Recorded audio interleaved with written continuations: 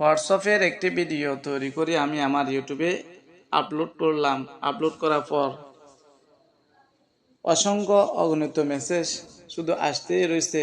হোয়াটসঅ্যাপের screenshot, message, ছবি, audio কেউ নিতে পারবে না। এবং এটি নিয়েও অনেক মেসেজ আসে। আমাকে সানজিদা খান আপু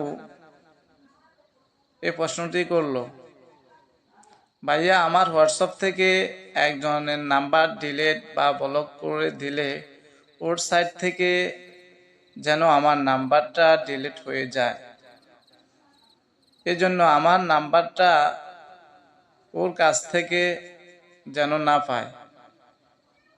এমন কোনো সিস্টেম থাকলে কাইন্ডলি জানাবেন প্লিজ প্লিজ প্লিজ। এজন্যই আমি এই ভিডিওটি তৈরি করলাম। আরও অনেক ভাই বোনেরাও আমার হোয়াটসঅ্যাপ সম্পর্কে অনেক কিছু জানতে চাইছে। এই ভিডিওর মধ্যে আপনারা জানতে পারবেন এবং আপনাদের বিভিন্ন সমস্যাগুলো আপনারা সমাধান করে নিতে পারবেন। সম্পূর্ণভাবে এই ভিডিওটি দেখবেন, একটু স্কিপ করবেন না।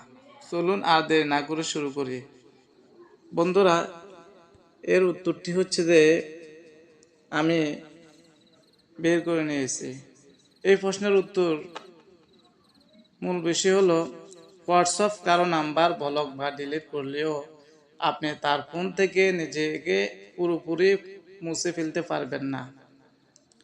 কারণ হোয়াটসঅ্যাপে এমন কোনো সিস্টেম নেই যা আপনি কারো নাম্বার ব্লক করলে হোয়াটসঅ্যাপ থেকে আপনার নাম্বার অটো মুছে যাবে বা আর খুঁজে পাবে না।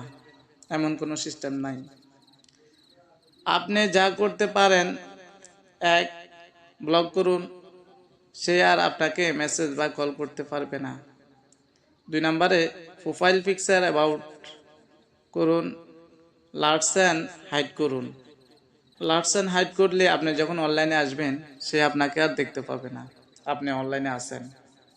প্রাইভেসি সেটিংয়ে গিয়ে নো বডি বা মাই কন্ট্যাক্ট এক্সপোর্ট সিলেক্ট করুন। 3 নম্বরে